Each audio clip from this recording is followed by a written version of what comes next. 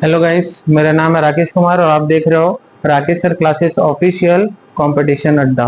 और जैसे कि मैंने कल बात किया था कि कंप्यूटर साइंस से रिलेटेड कुछ वीडियोस जो हैं वो लगातार लेके आते रहूँगा। तो ये कंप्यूटर साइंस सीरीज का पहला वीडियो है, बेसिक वीडियो।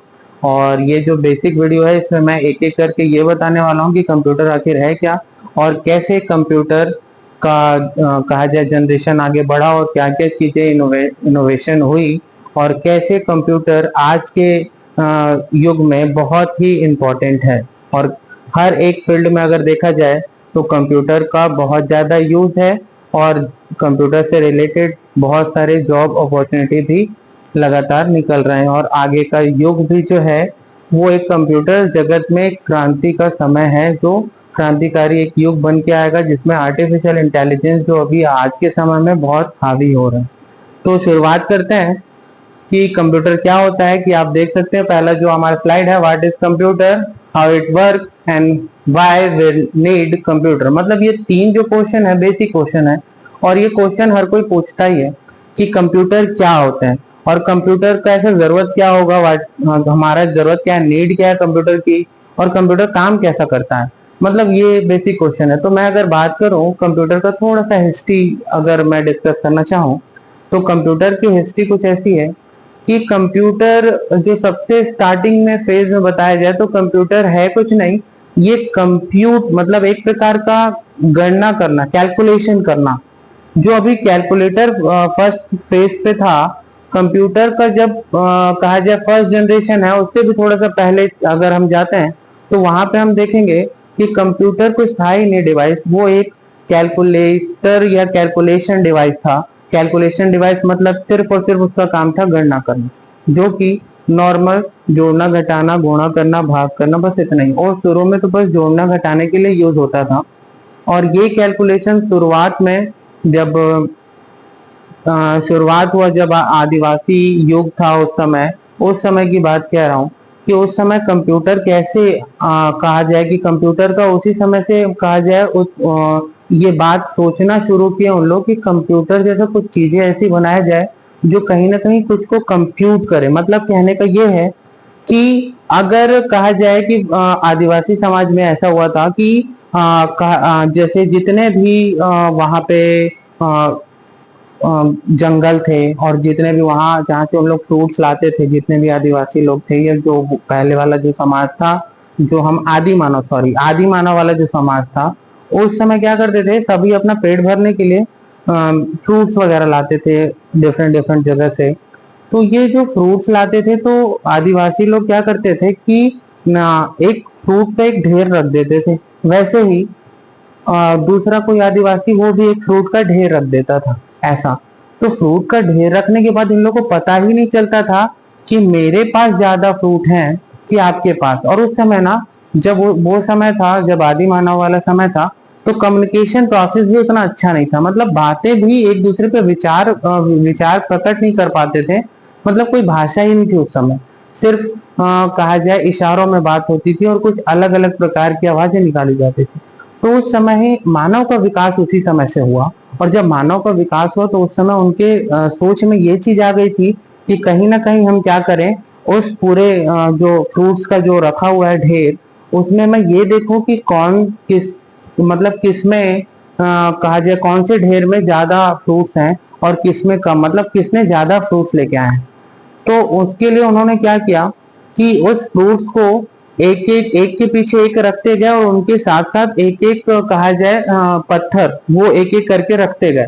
और इस तरह से एक के पीछे एक दोनों ने ऐसा शुरुआत किया जिससे दो ऐसे आदि मानव ऐसे समाज के जो दो लोग थे उन लोग क्या किए, एक एक करके वन बाय वन पूरे जितने भी फ्रूट्स थे वो रखते गए। और ऐसा रख रख के लास्ट में वो क्या किए, जिनका भी वो लंबा चला लाइन वो उनको उनके पता चला कि हाँ भाई आपके पास ज्यादा फ्रूट्स हैं। तो ये जो कैलकुलेशन का प्रोसेस है ना, ये उसी समय से शुरू हुआ कि कैलकुलेशन कैसे किया जाए।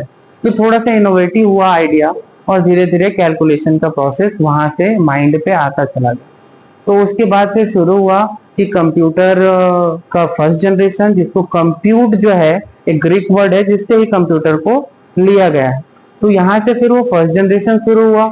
फर्स्ट जनरेशन का कंप्यूटर जो था वो बहुत बड़े एक हॉल में और बहुत कहा जाए बहुत ज्यादा मशीन थी वहां, और उस पूरे मशीन को ठंडा रखने के लिए 3-4 एसी और कूलर लगे होते थे जो वो मशीन को ठंडा रखते थे। और काम सिर्फ इतना था कि उसमें अगर आपने सुबह इनपुट दिया है 2+3 तो उसका आउटपुट आपको शाम तक मिलेगा। मतलब 2+3 = 5, ये आपको शाम तक मिलता है उसका जवाब। तो सुबह से लेकर शाम तक और उतने बड़ा हॉल में पूरे मशीन मिलके ये काम करते थे। तो ये फर्स्ट जनरेशन वहां से शुरू हुआ है। और अभी का जो जनरेशन बात करो कंप्यूटर का, वो आपको मालूम है कि अभी का जो जनरेशन है वो आर्टिफिशियल इंटेलिजेंस का है और ये बहुत आगे बढ़ रहा है। तो शुरुआत हम दोबारा करते हैं, व्हाट इज कंप्यूटर। तो इसमें देखते हैं कंप्यूटर क्या है। तो a computer is an electronic device that manipulate information और डेटा। कंप्यूटर जितने भी प्रकार के इंफॉर्मेशन और डेटा को मैनिपुलेट कर सकता है। शुरुआत में तो वो सिर्फ इतना कर पा रहा था कि वो कैलकुलेट कर पा रहा था, लेकिन अभी का कंप्यूटर क्या है कि वो कैलकुलेट भी कर ले रहा है। मतलब उसमें क्या है, अर्थमेटिक ऑपरेशंस भी हो जा रहे हैं और लॉजिकल ऑपरेशंस भी हो जा रहे हैं। अर्थमेटिक ऑपरेशन मतलब जोड़ना, घटाना, गुणा करना, भाग करना, ये अर्थमेटिक ऑपरेशंस होते हैं। अर्थमेटिक जो हमारे संक्रियाएं होती है। जबकि लॉजिकल क्या होगा, लॉजिकल मतलब जैसे दो नंबरों में से बड़ा कौन है, उनके बीच रिलेशन क्या है। तो ये सारी चीजें जो है ये भी अब हमारा कंप्यूटर करने के लिए सक्षम हो गया है। तो ये चीज भी अब हमारा कंप्यूटर कर पाता है। तो अगर मैं बात करूं तो सारे डेटा को स्टोर करके रखना, उसको प्रोसेस करना, उसमें डेटा में जितने भी कहा जाए रिट्राइवल सिस्टम होते हैं, प्रोसेस करना, इसके अंदर क्या क्या चीजें हैं, इमेज, फोटो, डॉक्यूमेंट और इंटरनेट, ये सभी आज का कंप्यूटर है। आज का कंप्यूटर बहुत ही तेज है, बहुत आगे है, जिसमें बहुत सारी चीजें हम कर सकते हैं। तो कंप्यूटर का बेसिक अगर मैं एक डेफिनेशन बोलूं तो कंप्यूटर एक इलेक्ट्रॉनिक डिवाइस है जो कि आज के समय में अर्थमेटिकल क्रियाएं और लॉजिकल क्रियाएं बहुत आसानी से कर लेता है। और अभी इनमें बहुत ज्यादा डेवलपमेंट होता जा रहा है, जिसमें हम सभी प्रकार के कहा जाए इमेजेस, फोटोज, फोल्डर्स और मेल, कंप्यूटर, इंटरनेट, सब कुछ कर सकते हैं अभी के जमाने में, और हर चीज। और कंप्यूटर का स्वरूप भी आजकल बहुत छोटा हो गया है, और इसका सबसे छोटा स्वरूप कंप्यूटर का मोबाइल फोन है जो अभी आपके हाथ में है। इसके बाद आगे बात करते हैं कि कंप्यूटर का जो अभी नीड क्या है। तो कंप्यूटर का अभी जो बहुत ज्यादा नीड, जरूरत ये है कि कंप्यूटर जो है वो अभी लगातार हमारे करियर को बूस्ट कर रहा है। We learn computer to access information, boost career opportunity. मतलब इतना ज्यादा करियर अपॉर्चुनिटी अभी लेके आ रहा है कंप्यूटर कि कंप्यूटर जिस इंसान को अभी नहीं आ रहा है चलाने, वो कहीं ना कहीं आगे जाके 2-3 सालों में उनको जॉब से हटा दिया जाएगा या फिर उनको रिप्लेस कर दिया जाएगा। क्योंकि ये जो युग है अभी वो लगातार कन्वर्ट होते जा रहा है। ये जो कहा जाए हमारा अभी का जो जनरेशन है वो लगातार आगे बढ़ रहा है, तो इसमें टेक्नोलॉजी का भी लगातार अपडेशन हो रहा है, बूस्ट अप होता जा रहा है। तो आगे देखेंगे करियर ग्रोथ के लिए। करियर ग्रोथ में ये essential job requirement, career advancement in demand field. जैसे कि आपको अभी भी मालूम है कि चैट जीपीटी, जेमिनाई और जितने भी प्रकार के कहा जाए एआई अभी निकल के आ रहे हैं। तो पहले तो आपको दिखते नहीं थे, लेकिन अभी ये जो आर्टिफिशियल इंटेलिजेंस जो इतने आ रहे हैं, आप कुछ बोलते नहीं हो और ये करके दिखा देता है। आप कुछ कमांड देते नहीं हो और ये करके दिखा देता है, और वो भी जस्ट अ सेकेंड। मतलब आपको 1 सेकेंड या उससे भी कम समय में ये आपको आउटपुट दे दे रहा है। तो इतना फास्ट प्रोसेसिंग आखिर हो कैसे रहा है। तो कंप्यूटर का जगत सोच लीजिए, वो एक बड़ा सा हॉल, बड़े से कहा जाए कंप्यूटर, जिसमें सुबह आपने 2+3 दिया था और शाम को आंसर आता था, उस वाले जमाने से लेकर और अभी आज का युग जहाँ पे आप चैट जीपीटी या फिर जहाँ पे आप और डिफरेंट डिफरेंट एआई से आप क्या कर सकते हो, उस बड़े बड़े क्लिष्ट सवालों का, बहुत मुश्किल सवालों का 1 सेकेंड से भी कम समय में आप उसका आंसर ला सकते हो। ये बहुत ही बेहतरीन, एक क्रांतिकारी, एक कहा जाए संचार जगत में बहुत बढ़िया कदम है, बहुत बड़ा कदम। आगे देखते हैं इसमें क्या हुआ, इनहेंस कम्युनिकेशन भी हुआ है। मतलब अब कंप्यूटर क्या है, लगातार हम कंप्यूटर से काम करवाना है। सपोज करते हैं कि कोई कंप्यूटर है, वो एक मशीन है और आपसे अगर उसको काम करवाना है तो मतलब आपको लैंग्वेज कनेक्टिविटी होनी चाहिए, मतलब आपकी बातें कंप्यूटर भी समझना चाहिए और कंप्यूटर की बातें आपको भी समझ में आनी चाहिए। तो इसके लिए आपको भी मालूम है कि कंप्यूटर आपकी भाषा नहीं समझ सकता। कंप्यूटर जो भाषा समझता है वो भाषा है सिर्फ 0 और 1, इसके अलावा कोई भाषा नहीं समझता वो। और 0 और 1 मतलब क्या? तो कंप्यूटर को 0 और 1 किसने सिखाया? बात तो ये भी है कि कंप्यूटर को 0 और 1 किसने सिखाया। बाकी हमको हमारे लैंग्वेज में तो 0 और 1 एक सिर्फ डिजिट है, एक नंबर है 0 और 1, लेकिन कंप्यूटर को किसने सिखाया 0 और 1? तो कंप्यूटर को किसी ने 0 और 1 नहीं सिखाया। कंप्यूटर जानता है कि 0 मतलब ऑफ और 1 मतलब ऑन, सिर्फ इतना ही जानता है। तो ऑन और ऑफ इसी से बहुत सारे कॉम्बिनेशन बना बना के एक लैंग्वेज बना है, और एक लैंग्वेज जो बना है उसको साइंटिस्ट जो थे हमारे इंफॉर्मेशन टेक्नोलॉजी में, उन्होंने 0 और 1 का कॉम्बिनेशन ही ऐसा बना दिया कि उसी से ही पूरा कंप्यूटर सभी चीज सीखने लगा 0 और 1 से ही। इसके अलावा और कोई अलग से वो चीजें मशीन को क्या ही सिखा पाओगे आप? मशीन को कोई चीजें नहीं सिखा सकते। मशीन में सिर्फ प्रोग्रामिंग कर करके अंडरस्टैंडेबल बना सकते हैं कि कुछ चीजें समझ पाए जो उनके पास है। तो उनके पास है क्या? उनके पास सिर्फ है 0 और 1। तो आपको कुछ भी चीजें समझानी होगी तो 0 और 1 में ही कुछ ऐसा करना पड़ेगा जिससे वो समझ पाए। तो ये चीजें हैं। तो शुरुआत में जो हमारी भाषाएं थी, शुरुआत में जब हम बात करते थे मशीन से तो बड़ा ही दिक्कत होता था, क्योंकि 0 और 1 हमारे नजरिए में तो सिर्फ एक नंबर है। लेकिन धीरे धीरे हमारा जो लगातार कम्युनिकेशन लेवल लैंग्वेज जो है वो बढ़ता गया, तो वो था लो लेवल लैंग्वेज जिसको 0 और 1 कहा गया। लेकिन जब ये धीरे धीरे ये कम्युनिकेशन का लैंग्वेज लेवल बढ़ता गया, तो अभी जो हम नॉर्मल कम्युनिकेशन करते हैं हिंदी और इंग्लिश में, तो ये कम्युनिकेशन भी आज के जमाने में इतना आगे बढ़ गया हमारा कंप्यूटर कि हमारा भी कम्युनिकेशन को क्या कर ले रहा है, वो समझ पा रहा है, और समझ के वो एक्सेस भी दे रहा है और उसको प्रोसेस करके आपको रिजल्ट भी दे रहा है। तो इतना ज्यादा एडवांस हो गया है। इनके बीच में एक ट्रांसलेटर होता है जो कि इनको ट्रांसलेट करता है। वो अभी भी कंप्यूटर आपकी भाषा नहीं समझता, कंप्यूटर अभी भी समझता है 0 और 1।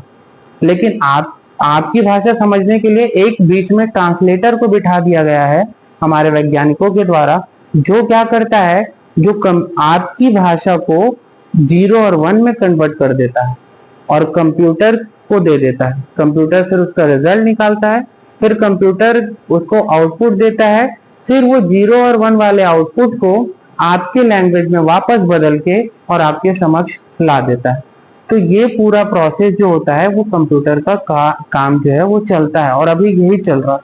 तो फिर आगे देखते हैं कि कंप्यूटर काम कैसा करता है, तो इसके बारे में भी बात करेंगे। इसका कुछ स्टेप है और कुछ कुछ बातें हैं जो मैं आगे आपको डिस्कस करूंगा। तो computer work through the fundamental cycle of input processing storage and output. मतलब क्या है, ये बेसिकली कंप्यूटर चलता क्या है, इनपुट और आउटपुट डिवाइस से ही चलता है। और इनपुट और आउटपुट डिवाइस में मतलब क्या है, तो इनपुट डिवाइस वो सारे डिवाइस को कहते हैं जो कंप्यूटर के अंदर डेटा को ले जाता है। जो आप डेटा लिखते हो, जो भी चीज कीबोर्ड से दबाते हो या माउस से जो भी चीजें करते हो, वो सारी चीजें अगर आपको स्क्रीन पे दिख रही है तो जिस डिवाइस से आप ये सब चीज कर पा रहे हो ये कहलाता है इनपुट डिवाइस। और उसके बाद जिस पे जो रिजल्ट आपको दिखाई देता है वो कहलाता है आउटपुट डिवाइस। तो इनपुट डिवाइस और आउटपुट डिवाइस के बारे में मैं किसी दूसरे वीडियो में डिस्कस करूंगा। इसके बाद मैं बात करता हूं कि कैसे कंप्यूटर वर्क करता है। तो पहला जो कंप्यूटर का फर्स्ट स्टेप होता है पावर ऑन एंड बूटिंग। जैसे ही आप कंप्यूटर को ऑन करते हो, उसका पावर की प्रेस करते हो, तो कंप्यूटर के अंदर एक बूटिंग प्रोसेस होता है। बूटिंग प्रोसेस मतलब ऐसा प्रोसेस, ऐसा कंडीशन जब वो कंप्यूटर क्या होता है, अपने आप को समझता है। पहले बूटिंग प्रोसेस मतलब वो खुद को समझता है कि उसके पास क्या क्या चीजें हैं, उसका मदरबोर्ड में उसके पूरे मतलब उसके सीपीयू के अंदर जितनी चीजें जुड़ी हुई है, जितने भी मशीन हैं, ये प्रॉपर वर्क कर रहे हैं कि नहीं, पहले ये चेक करता है। उसके बाद क्या क्या चीजें कंप्यूटर से जुड़ी हुई है, माउस, कीबोर्ड, इन सभी चीजों को पहले वो खुद से चेक करता है। इसीलिए जब भी आप कंप्यूटर ऑन करते हो तो एक ब्लैक स्क्रीन आता है और उसके बाद वो सामने आके वापस से चला जाता है। तो जो सामने आके फिर चला गया, फिर विंडोज का लोगो आया, इस बीच में वो अपने आप को चेक करता है ब्लैक स्क्रीन। तो ये पहला है power on and booting process. Booting होने के जस्ट बाद आपका होगा ऑपरेटिंग सिस्टम लोडिंग। जैसी बूटिंग हो गया उसके बाद तुरंत से विंडोज ओपन नहीं हो जाता, तुरंत से आपका ऑपरेटिंग सिस्टम नहीं आ जाएगा, तुरंत से आपका सिस्टम चालू नहीं हो जाएगा। चालू होने से पहले उसमें एक ऑपरेटिंग सिस्टम होता है। ऑपरेटिंग सिस्टम मतलब क्या? ऑपरेटिंग सिस्टम मतलब जो आपके सिस्टम को ऑपरेट कर सके, इसको सबसे बड़ा सॉफ्टवेयर कहते हैं ऑपरेटिंग सिस्टम को, जो कि सबसे बड़ा सॉफ्टवेयर। जैसे आपके मोबाइल में एंड्रॉइड है, ये आपके मोबाइल में एप्पल का iOS है, तो ये है ऑपरेटिंग सिस्टम जो आपके मोबाइल को चलाता है। अगर बिना ऑपरेटिंग सिस्टम के आपका मोबाइल नहीं चले, क्योंकि ऑपरेटिंग सिस्टम ही उस मशीन की आत्मा होती है। ठीक है, तो अगर कंप्यूटर की आत्मा की बात करें तो ऑपरेटिंग सिस्टम है। तो उस ऑपरेटिंग सिस्टम को लोड करने का दूसरा जो काम होता है। अब ये लोड करने का काम मतलब क्या? मतलब कोई एक ड्राइव में ये 4 GB, 5 GB, 6 GB, ये 10 GB का भी हो सकता है आपका ऑपरेटिंग सिस्टम। इस 10 GB ऑपरेटिंग सिस्टम को, सॉफ्टवेयर को लोड करने में टाइम लगता है। तो इसको लोड करना मतलब इसको क्या करना? एक्टिवेट करना कि भाई अब आपका काम शुरू। मतलब बूटिंग का काम हो गया, मतलब चेक कर लिया गया कि सब चीज सही सही से चल रहा है कि नहीं, जितने भी सिस्टम है सब में पावर पहुंच रहा है कि नहीं, सब में पावर पहुंच रहा है। अब अगला जो है कहा जाए इंडिकेशन किसकी तरफ दे देंगे? ऑपरेटिंग सिस्टम की तरफ, कि भाई अब आपका काम शुरू। तो अब ऑपरेटिंग सिस्टम क्या करेगा? ऑपरेटिंग सिस्टम यहाँ पे एक्टिवेट होगा, और जैसे ऑपरेटिंग सिस्टम एक्टिवेट हुआ तो ये क्या करेगा? लोड करेगा खुद को। और ये लोड करेगा तो कहाँ पे रहता है ऑपरेटिंग सिस्टम? तो आपको पता है कि आपके ड्राइव, आपके पास डिस्क पीसी के अंदर जब जाएंगे तो वहां कुछ drive C, D, E, F ऐसा बना होता है। तो उसमें जो C ड्राइव होता है ना, वही आपका ऑपरेटिंग सिस्टम रहता है। C ड्राइव के अंदर ही आपका ऑपरेटिंग सिस्टम रहता है। तो C ड्राइव यहाँ पे एक्टिवेट हो जाता है और वहां से आपका ऑपरेटिंग सिस्टम जो होता है वो शुरू हो जाता है। और ऑपरेटिंग सिस्टम जैसे ही शुरू हुआ तो विंडो का लोगो आएगा और उसके बाद तुरंत से फिर आपका मेन होम स्क्रीन आ जाएगा। तो ये इतना जल्दी होता है कि बहुत जल्दी प्रोसेस होता है, मतलब विद इन सेकेंड ये आपका होम स्क्रीन आ जाता है। इसके बाद आगे चलते हैं। इसके बाद आपको कोई भी इनपुट देना हो, अगर जैसे कि हम क्या करें, ऑन हो गया हमारा सिस्टम, अब सपोज करें कि हमको कुछ लिखना है, तो कीबोर्ड से जो भी चीजें आप लिखोगे और वहां पे शो होगा कि क्या क्या लिख रहे हो। सपोज करो आपने अपना नाम लिखा तो आपका नाम वहां पे दिख रहा है। तो आपका नाम दिख रहा है तो ये क्या होता है? यूजर इंटरेक्शन, मतलब आप इंटरेक्ट कर रहे हो किससे? कंप्यूटर से। ये होता है थर्ड स्टेप, क्योंकि आपका काम होगा, अब आप इंटरेक्ट कर रहे हो। इससे पहले तो आप इंटरेक्ट नहीं किए थे, इसके पहले आपने क्या किया था? पावर बटन दबाया था और कंप्यूटर वो अपने आप सब कुछ कर रहा है। अभी तक आपने कुछ भी नहीं किया। लेकिन जैसे ही कंप्यूटर ऑन हुआ, अब आप कुछ लिखना चालू कर रहे हो, मतलब अब आप इंटरेक्ट हो रहे हो उस मशीन से, उस कंप्यूटर से। तो वहां पे आपने अपना नाम लिखा, तो ये क्या हुआ? इनपुट लिया उसने। फिर उसके बाद उस इनपुट लेके उसने देखा कि क्या चीज है, तो अब प्रोसेसिंग होगा कि क्या क्या प्रोसेस होगा। मतलब आपका नाम जो भी लिखे हो उसको वो 0 और 1 में कन्वर्ट करेगा, जो कन्वर्टर है। और उसके बाद ये उनका इंटरनल प्रोसेस है जो चलता है। तो उसी को क्या बोला गया है? प्रोसेसिंग। मतलब ये कुछ नैनो सेकंड में होता है, मतलब 1 सेकंड का भी समय नहीं लगता है। जब आप अपना नाम लिखते हो तो तुरंत शो होता है ना, टाइम तो लगता नहीं है। मतलब इतना फास्ट होता है ये प्रोसेसिंग कि बिल्कुल भी टाइम नहीं लगता, तुरंत आपका आउटपुट आ जाता है। ठीक है, आगे देखते हैं। तो अब ये जो आप चीजें लिख रहे हो कुछ भी, तो ये बिना किसी मेमोरी स्टोरेज के तो काम करेगा। क्यों? क्योंकि सपोज करो आप अपना नाम लिख रहे हो, तो आपने जब अपना नाम लिखा तो जैसे कि आर लिख रहे हो तो आर वहां पे स्टेबल है, फिर आप ए लिख रहे हो तो ए भी वहां पे स्टेबल है, मतलब आर भी वहां से आर हटा नहीं है, आर अभी भी है। और फिर आपने ए लिखा तो ए भी आ गया, तो आर ए दोनों आ गए एक साथ। तो आर को किसने होल्ड करके रखा था इतने देर? क्योंकि स्क्रीन पे कोई ऐसा रुक नहीं सकता। आप नया बटन प्रेस करोगे तो पुराना वाला हट जाना चाहिए। अगर वो हट नहीं रहा है, मतलब कोई ना कोई उसको स्टोर करके रखा है, कोई ना कोई उसको सेव करके रखा है। तो स्टोर करके रखना मतलब सेव करके रखना, ये आपका है पांचवा स्टेप, जो कौन करता है? मेमोरी। मेमोरी क्या हो सकता है? तो उस समय हो सकता है primary memory, secondary memory. Generally memory उसको क्या करता है? रोक के रखता है। जैसे आर को रोक के रखा, फिर आपने ए लिखा तो ए को रोक के रख दिया, फिर के लिखा तो के को रोक के रख दिया, ऐसा चलता है। एक एक को सबको रोक के रखता है, ठीक है। और ये रोक के रखने वाला कोई और नहीं होता है, आपका रैम होता है। आगे बात करते हैं। इसके बाद आपका आउटपुट आता है, ये छठवा जो आपका पॉइंट है, आउटपुट आता है। इसके बाद नेक्स्ट ये कंटिन्यूअसली आपका ये ऑपरेशन चलता रहता है एक के बाद एक, मतलब जो भी चीज आप करोगे यही 5-7 जो स्टेप हैं वो फॉलो होते रहेंगे। तो ये कंप्यूटर कैसे काम करता है ये उसके बारे में डिस्कस है। मैं और भी बहुत सारे वीडियो की कंप्यूटर से डेटा, मतलब कीबोर्ड में अगर कुछ चीजें बटन प्रेस करते हैं तो वो कंप्यूटर तक कैसे पहुंचता है, ये सभी मैं डेटा एक एक करके सब वीडियो में बना के आपके पास दूंगा, एक एक करके सब आने वाला है। इसके बाद बात करते हैं कि अभी तक हम देखते थे कि सीपीयू सिर्फ इस डब्बे को बोलते थे कि यही है सीपीयू, जबकि ये सीपीयू है ही नहीं। ये है सेंट्रल प्रोसेसिंग यूनिट का फ्रंट पैनल, इसको कहते हैं। ये क्या है? उसको फ्रंट पैनल बोल दो या फिर इसको बोल दो टोटली आप बोल दो कैबिनेट। ये कैबिनेट है, एक बॉक्स है, एक डब्बा है, इसका और कोई काम नहीं। ये पूरे यहाँ पे भी देखोगे तो ये बॉक्स में यहाँ पे डिजाइन से कुछ कुछ पोर्ट के लिए जगह दिया रहता है, मतलब ये खाली एक बॉक्स है और कुछ भी नहीं। लेकिन बचपन से पढ़ाया गया है कि यही है सीपीयू, जबकि सीपीयू ये है आपका सीपीयू सेंट्रल प्रोसेसिंग यूनिट, जिसके बारे में मैं बहुत अच्छे से बात करूंगा। लेकिन ये अभी फिलहाल इतना जान लेते हैं कि सीपीयू जो है वो है ब्रेन ऑफ कंप्यूटर, कंप्यूटर का एक ब्रेन है ये, और यही ब्रेन जो है वो सभी पूरे कंप्यूटर को मैनेज करता है। तो ये आपका जो पहले से जो आपका मिथ चलता आ रहा है कि भाई ये जो बड़ा सा ब्लैक कलर का बॉक्स है यही सीपीयू है, तो ये रॉन्ग है। हालांकि इसमें बहुत सारे पोर्ट होते हैं, इन सभी पोर्ट के बारे में मैं आगे डिस्कस करने वाला हूं। ये है कंप्यूटर। अब कंप्यूटर में कुछ इनपुट डिवाइस भी होते हैं, कुछ आउटपुट डिवाइस भी होते हैं। तो जैसे कि आप देख रहे हो कि जिन जिन चीजों से हम कंप्यूटर के अंदर डेटा को इंसर्ट करा सकते हैं वो सभी कहलाते हैं इनपुट डिवाइस। जैसे कि कीबोर्ड, जैसे कि माउस, है ना, ये सारी चीजें, जैसे माइक्रोफोन, ये सारी चीजें हैं इनपुट डिवाइस, जो कि कंप्यूटर के अंदर डेटा को लेके जाते हैं।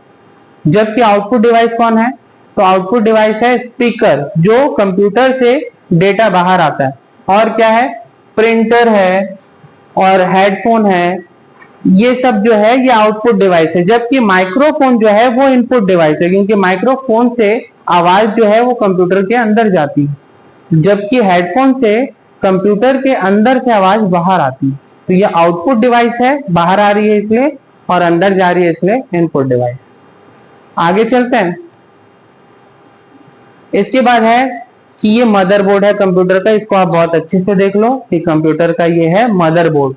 ये कैसे काम करता है, क्या चीज है, इन सभी के बारे में एक एक करके डिस्कस करेंगे। ये जो बड़ा सा पैनल दिख रहा है यही है आपका मदरबोर्ड, और ये सबसे मेन है हमारे कंप्यूटर में। मतलब कंप्यूटर में इसके अलावा कोई और मशीन होता ही नहीं।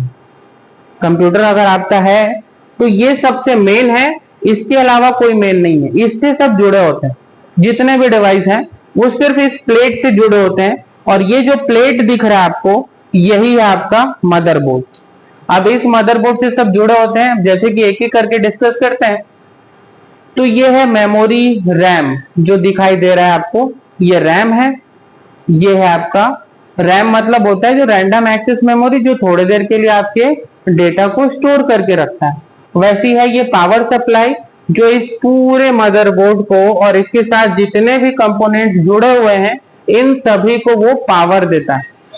इसके बाद यहाँ पे हार्ड डिस्क ड्राइव है। ये हार्ड डिस्क ड्राइव मतलब ये ऐसा ड्राइव है जिसके अंदर आप बहुत ज्यादा अमाउंट में क्या रख सकते हो, बहुत ज्यादा अमाउंट में डेटा रख सकते हो। ये 1 TB 2 TB जितना भी आप रख सकते हैं ना। इसके बाद CD DVD ड्राइव है, जिसमें आप इसमें क्या कर सकते हो, कोई भी compact disc, CD disc, DVD disc, इसको आप इंसर्ट करके आप यूज कर सकते हो। ये सभी मदरबोर्ड से जुड़े होते हैं। वैसे ही कार्ड रीडर है। कार्ड रीडर मतलब वो, जैसे कि आपने कैमरे का कोई मेमोरी कार्ड होता है, कैमरे का मेमोरी कार्ड थोड़ा बड़ा होता है, तो उस मेमोरी कार्ड को आप डायरेक्ट ही कार्ड रीडर के थ्रू इंसर्ट कर सकते हो। कार्ड रीडर का भी यहाँ पे स्लॉट दिया गया है कि कार्ड रीडर को यहाँ पे लगाया जाता है। वैसे रैम को यहाँ पे लगाया जाता है, बताया गया है। एसएमपीएस का केबल यहाँ लगता है, और यहाँ पे जो हार्ड डिस्क का केबल यहाँ लगता है, ये सब कुछ यहाँ पे दिखाया गया है। इसके बाद वायरलेस का एडॉप्टर यहाँ पे लगता है कि आपने कुछ वायरलेस या वाईफाई ऑन किया है। इसके साथ आप ग्राफिक्स कार्ड, मतलब जो आपके इमेजेस हैं, जो आपके वीडियोस हैं, उनमें ग्राफिक क्वालिटी बहुत अच्छा हो, उसमें मूवमेंट अच्छा दिखे। जैसे कि कोई भी पबजी या फिर कोई गेम जब आप खेल रहे हो तो उसमें जो मूवमेंट होता है ना, जो गेम खेलता है तो जिसका मूवमेंट जो होता है, जैसे वो अगर मूव कर रहा है या गोली चला रहा है, तो उसका जो मूवमेंट होता है, जो वहां पे ग्राफिक्स होता है, वो बहुत क्लियरली दिखाई दे, बहुत एचडी में दिखाई दे, उसके लिए ग्राफिक्स कार्ड लगाते हैं। इसके बाद आता है ये जो प्रोसेसर है, सीपीयू सेंट्रल प्रोसेसिंग यूनिट, इसका यहाँ पे स्लॉट दिख रहा है। ये ऐसा ये स्क्वायर शेप में होता है और इसको ऐसा लगा के, यही ब्रेन है। इंटेल का जो दिख रहा है कोर 2, यही ब्रेन है किसका? कंप्यूटर का। ये कंप्यूटर का ब्रेन है। तो इस तरह से मैंने ये सभी चीज के बारे में एक एक करके बहुत शॉर्ट में डिस्कस कर लिया है, और बहुत सारी बातें हैं जो आपसे करनी है। इसके बाद आगे हम देखते हैं कि ये क्या होता है। ये भी आपके उस मदरबोर्ड में, जो इससे पहले मैंने मदरबोर्ड दिखाया, उसी में ये लगा होता है साटा कनेक्शन, जो कि मदरबोर्ड में साटा कनेक्शन लगा होता है। ये साटा कनेक्शन है क्या? तो जो मैंने हार्ड डिस्क ड्राइव दिखाया, जो मैंने मेमोरी यूनिट दिखाया, बहुत बड़ा जो हार्ड डिस्क ड्राइव जो 2 TB 1 TB का रहता है, ये उससे कनेक्टेड होता है साटा केबल। इस साटा केबल मतलब होता है सीरियल पोर्ट होता है ना। सीरियल में, सीरीज में कुछ चीजें अगर हम जोड़ें तो ये साटा केबल का काम आता है। इसके बाद ID connector on motherboard. Motherboard में आईडी कनेक्टर मतलब एक ऐसा इन्वायरमेंट जिसमें क्या हो, ग्राफिक्स कार्ड बेहतर हो और इसका प्रोसेसर अच्छे से वर्क करे। ये सारी चीजें हम कहाँ करते हैं? मदरबोर्ड में ये पोर्ट रहता है, ID, integrated development environment port होता है। ठीक है, तो बाकी सारे जो जितने भी कंपोनेंट इससे जुड़े होते हैं उनको ये क्या करता है? कंट्रोल करता है। इसके बाद आता है रैम स्लॉट। रैम मतलब वही रैम स्लॉट, मतलब जो आपको मैंने बताया था, जैसे आप कुछ नाम लिख रहे हो, RA ऐसा कुछ लिख रहे हो, तो इसको थोड़ी देर के लिए जो स्टोर करके रख रहा है, यानी कि रोक के रख रहा है एक एक अक्षर को, वो रोक के रखता है रैम। और ये रैम को लगाने की जगह ऐसे रैम को लगा के और इसको लॉक करते हैं। ये दोनों तरफ इसका लॉक दिखाई दे रहा है। इसके बाद आपको रैम दिखा दिया जाए तो ये रहा रैम।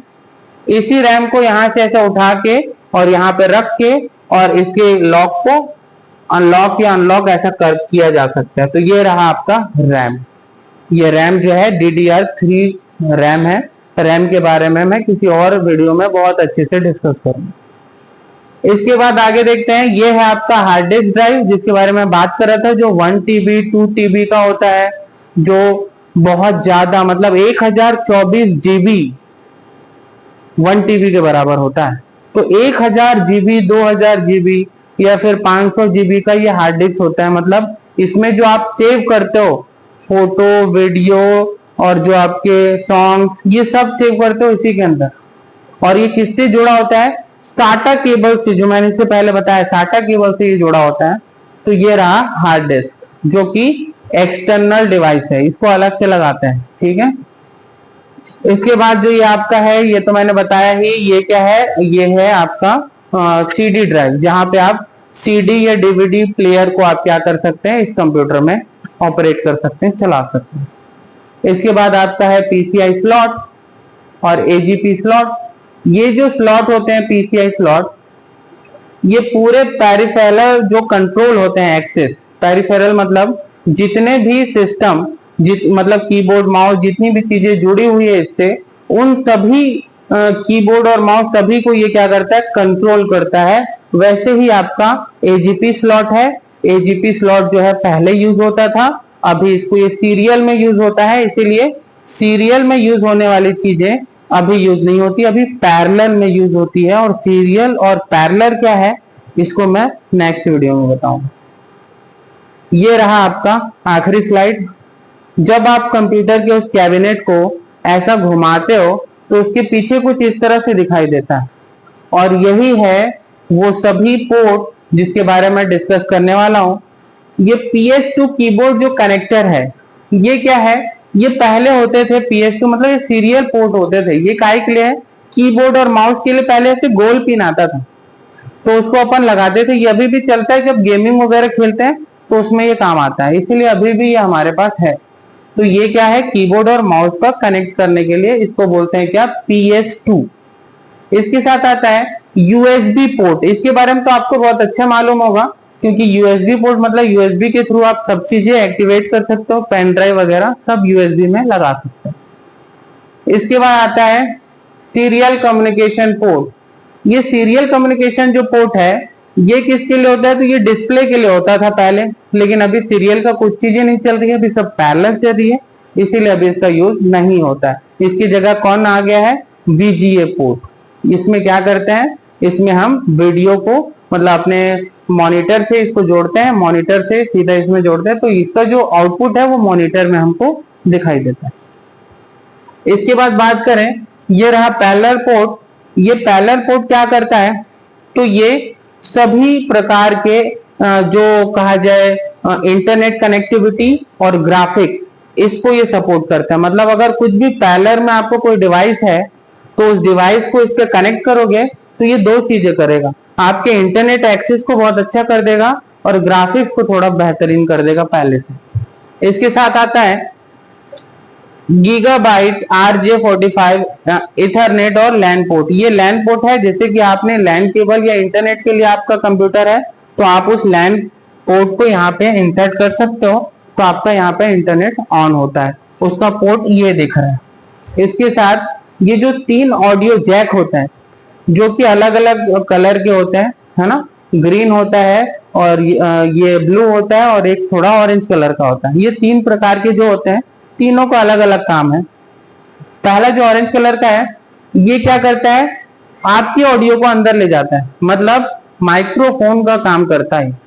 आप जो भी चीज बोलोगे वो अंदर जाएगा। दूसरा, ये जो दूसरा है क्या, जो आपका येलो ग्रीन कलर का हल्का, ये है ऑडियो आउट जैक। मतलब ये क्या करता है, इसमें जो स्पीकर लगाते हैं, स्पीकर बाहर का, जो बाहर आपका ऑडियो आना चाहिए, तो ये ग्रीन वाला जो है, इसमें अगर आप लगाओगे तो बाहर आपका आवाज आएगा।